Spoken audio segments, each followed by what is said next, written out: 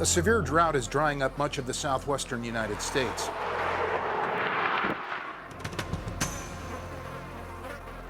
The bone-dry state of California would like to have water rights to this stretch of the Colorado River flowing between California and Arizona. But water rights here belong to the Native Americans on a reservation that sits on both the Arizona and California sides of the river. Water rights and land given to Native Americans back in 1865 when the U.S. Congress created the reservation here. However, there's a dispute here about who actually controls the California side.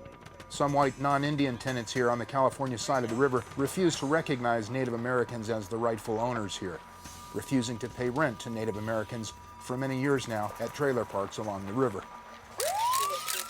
And those not paying rent have been evicted and sometimes forcibly removed by Native Americans. My God.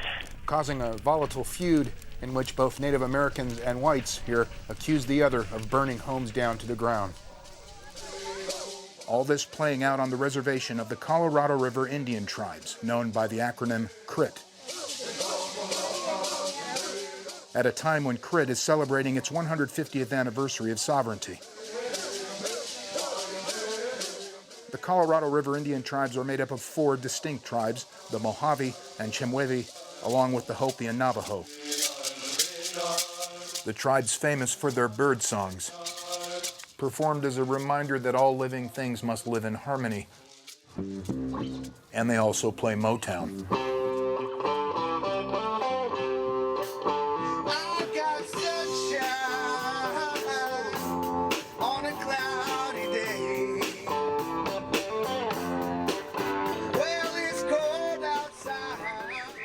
The tribe's reservation, almost 300,000 acres in size, is located on the ancestral land of the Mojave, whose aboriginal lands stretch across the Mojave Desert. Both the Mojave and the Chemehuevi tell ancient stories of their creation.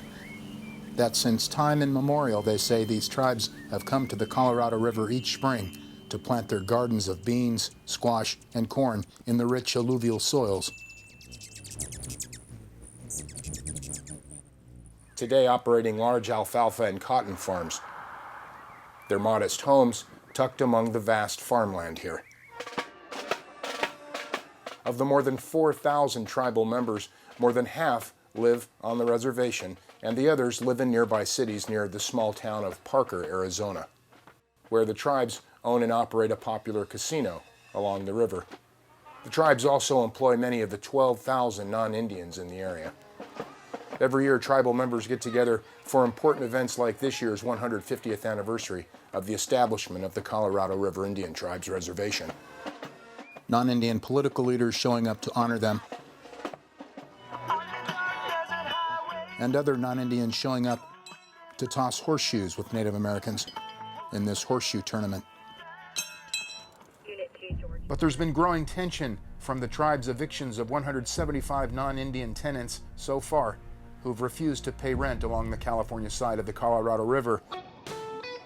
That's known as the West Bank of the reservation. The average rents for tenants, say CRIT officials, are actually pretty cheap, a reasonable $250 a month when you consider tenants have direct access to the river for all sorts of water activities, and then some. Especially in the hot summer months here. The tribes say there remain about 30 non-paying non-Indian tenants here who will be evicted for failing to pay years of back rent, owing the tribes in some cases over $100,000. We are eventually going to get those 30 people in compliance or evicting them. CCTV recently toured the disputed areas with CRIT's point man on the eviction process. My name is Herman T.J. Laffoon. I'm the commercial manager for the tribes and also on tribal council. T.J. Laffoon is the 69-year-old tribal council member overseeing evictions. He's a well-respected tribal elder and patriarch of a large family here. Good shot. Says he'd rather sit and watch his grandson play baseball Doing good. than have to drive out to these trailer parks to evict tenants. But somebody, he says, has got to do the job. Some of them really get nasty. I have bullet holes in my office Through the front door, you see bullet holes in there. Somebody put some holes in there. My children were at home, and then they would get calls cussing them out and saying, your dad is this, and, you know, whatever. But so I had to change my phone numbers at times. Crit's powerful tribal leader, Chairman Dennis Patch, tells CCTV that years of non-payment from non-Indian tenants has meant lost revenue the tribes can no longer afford or tolerate. Though Chairman Patch says tenants in good standing who've paid rent on time all these years are welcome to stay. Yes, they'll still be allowed to live there, but they'll be paying us and they'll be living under our laws.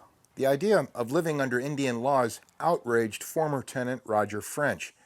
And when French was recently evicted from his vacation home here on the West Bank by Crit, he sued them in a U.S. federal court.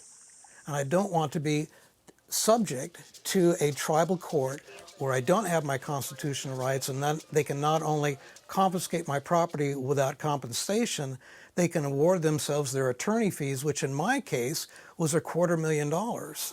French was ordered by a Crit tribal court to pay Crit $250,000 in legal expenses and back rent plus interest after he had refused to pay rent for almost 20 years. French then turned around and sued Crit in a U.S. federal court, arguing that Crit didn't have jurisdiction along the California side of the river. But the U.S. court ruled against French, saying regardless of who controls the California side, French had long ago signed a lease agreement to pay rent to the Indian tribe, and that after failing to pay that rent for so many years, the tribes had the legal right to evict French. Not long after French vacated his premises, Crit allowed a tribal member to move in. And shortly after that, when nobody was home, a fire broke out, destroying French's former home and a garage still containing 2 of French's boats, one of them a prized custom speedboat he says he built with his own 2 hands. As for who may have set this fire, both French and the tribes deny any responsibility. The house mysteriously burned down. They say the same thing. It is a mystery. Yes, it is a mystery. There's no reason why you would burn your own property down. It's absurd. Of course not. Look at the remains of my property. I spent the best 30 years of my life. I raised my kids there, my family. This is where Mr. French lived. You can see his riverfront property right here. It was more or less like a summer home that he lived here. We don't know what started the fire, how it started, but it was kind of strange how it happened. All of this might have been avoided in the first place, say some of French's former neighbors, if French had simply been paying the Indian tribes his rent all these years. One of those neighbors, retired U.S. Marine Corps combat veteran Larry Horton. I know I pay rent, and I believe that I don't deserve to get something for nothing. And I'm on Indian reservation, and I've got to pay them. Yeah, if you don't pay your rent, it's just like any places in the world. You don't pay your rent, you're out. That this U.S. war veteran supports the Indian tribe's position is not lost on tribal member T.J. LaFoon, himself a Vietnam veteran, raising the flag on this day at this Crit-sponsored blues festival, raising money for and honoring U.S. military veterans of foreign wars. Such honors, LaFoon says, not afforded his Native American elders who fought for the United States in World War II. My dad, uncles coming back from the war, you know, when they came back, they still didn't have the rights to vote. Fighting for our country. This was how we were still treated in those days. But today, say tribal leaders here, that a U.S. federal court has upheld the tribe's legal right to evict non-Indians like Roger French, who refused to pay rent to Native Americans, is a small but important victory for Native American rights. What goes around comes around. A small, symbolic victory for Indians massacred on this very soil, part of the long trail of tears Indians suffered across the United States when forced off the so-called white man's land long ago, says Tribal Chairman Dennis Patch, himself, by the way, once a young U.S. Marine before returning to the reservation to help his people. We're still here. There are over 500 federally recognized Indian tribes. Some are small, some are large, but we're still here. And we're still practicing our customs, as you've seen, and we still believe in what we have. We don't want to hurt anyone. Story's not over. Meanwhile, evicted tenant Roger French says he'll continue to appeal his case in federal court. You're not giving up. Not till I die. Mr. French has said he's going to appeal. Well, that's fine. We've gone through appeals too. And if they were going to erase us from this earth, they haven't, and they failed at that.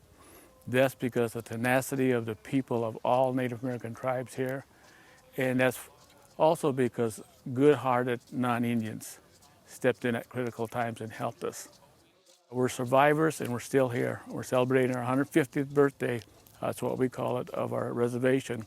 But we were here since time immemorial, is what the elders said. We can't remember when we weren't here. Still, there may be more trouble ahead.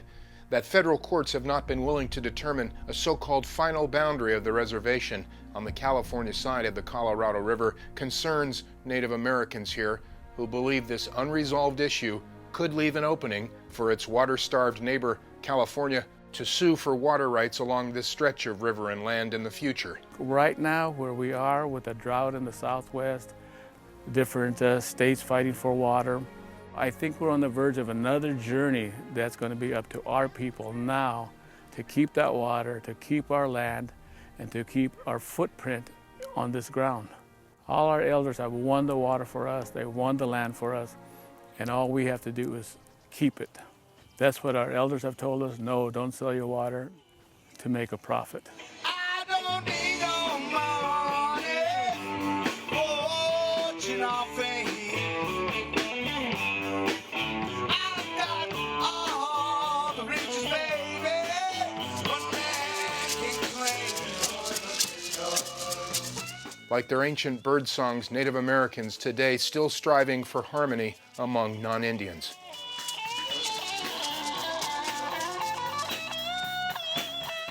Still striving to always finish on a good note.